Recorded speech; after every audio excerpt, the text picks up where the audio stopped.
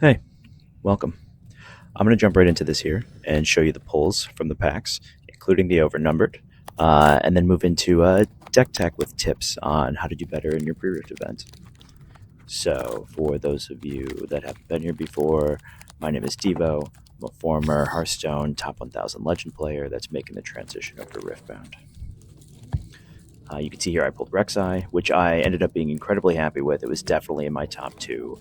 At this point, I was kind of hoping to pull some orange. I really wanted to play that Yone. Punch First is an incredible card. I was kind of hoping to play with some orange here, but I cannot at all be unhappy about how some of these packs opened for me.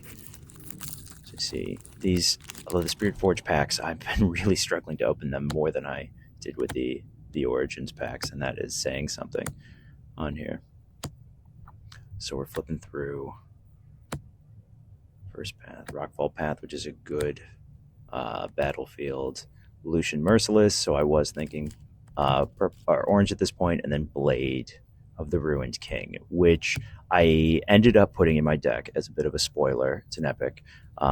It's a 3-in-1 for 4 might, but it does require you to kill a unit every time you want to attach it, which just ended up being too expensive. I could definitely see it playing really well in an Azir deck where you're kind of burning your tokens in order to equip them, but in this pre-rift format, I never really got it to see play, even though I did have some tokens on the board. Things just didn't really align for it to be playable. Vanguard Armory, I'll talk about that later. That was a huge one. And I pulled a straight up Rek'Sai pack here with Swarm Queen and the Legend on this. Vanguard Armory looks very expensive. It's a 7-in-1.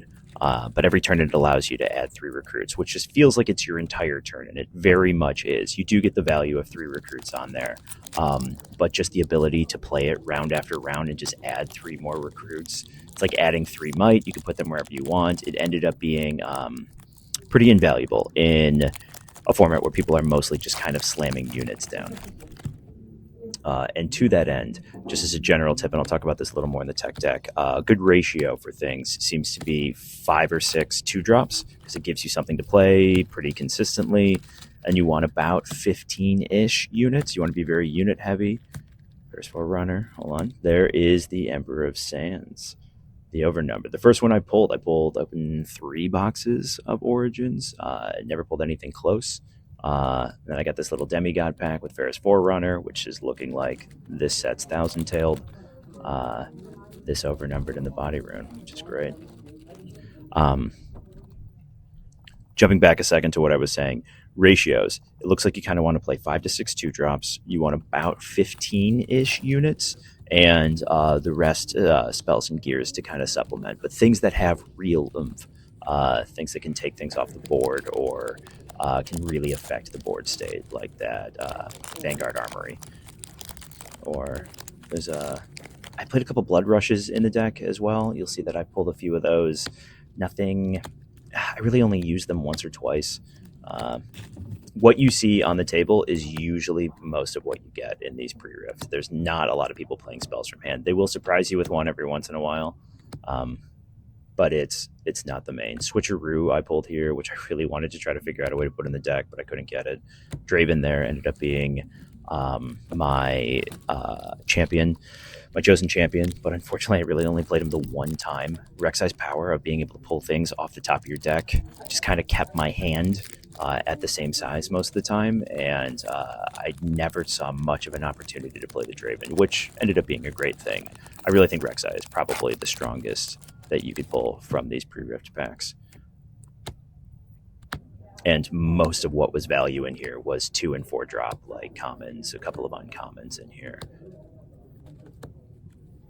It really isn't that expensive to play this well. Pull the second of that Yone, that's also the one that's the promo, and that Under Titan, which is a great card, but I pulled it wrong every time. And back to the overnumbered. So I'll walk you through a quick deck tech of what I ended up putting together. Obviously, I pulled a little lucky on a handful of things, but they really aren't the core of what made this deck good. Here are the 5 packs over here for that. I ended up winning. You'll see these in some opening videos later through the week. Excited to tear into those. But jumping into it, the core of this is going to be 6 kind of 2 drops coming in here. You'll see I had a lot of yellow. The gears and spells in yellow are really good, especially in pre-rifts. Don't sleep on those. So 6 2 drops here, including Desert's Call, which is actually a spell, but it lets you play a Sand Soldier at 2. So I used it once or twice in the early game on this.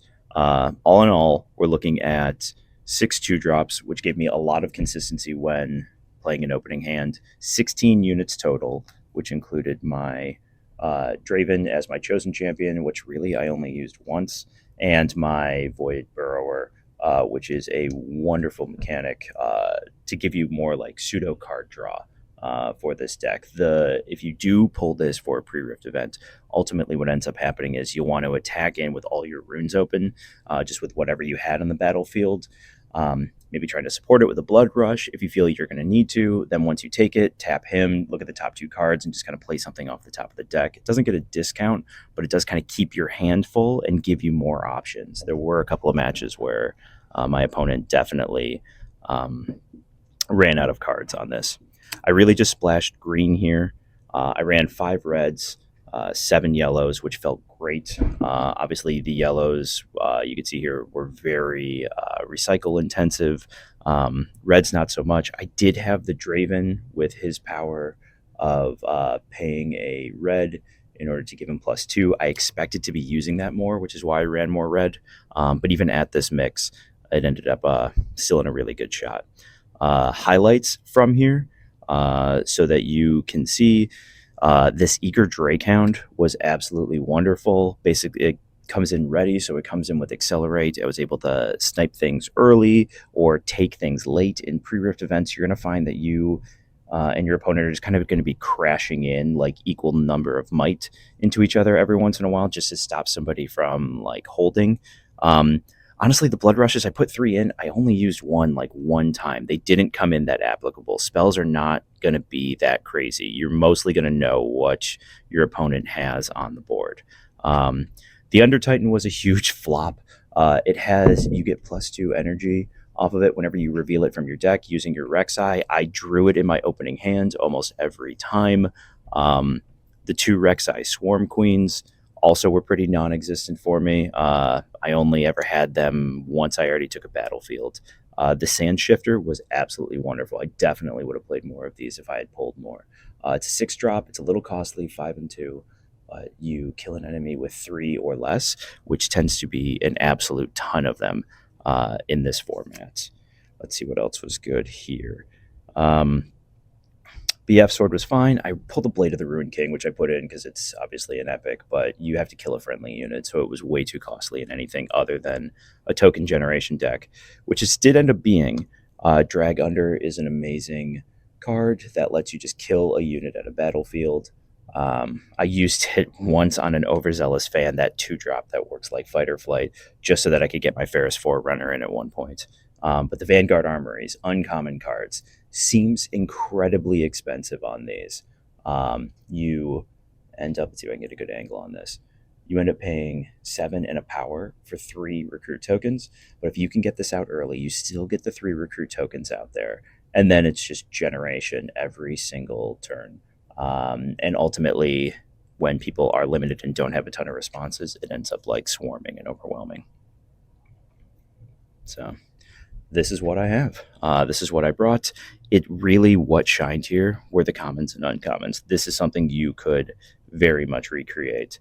Other than Ferris Forerunner, which is a admittedly wonderful card. Effectively 12 might for a 6-drop. Everything else is super easy to recreate if you pull some of the right cards.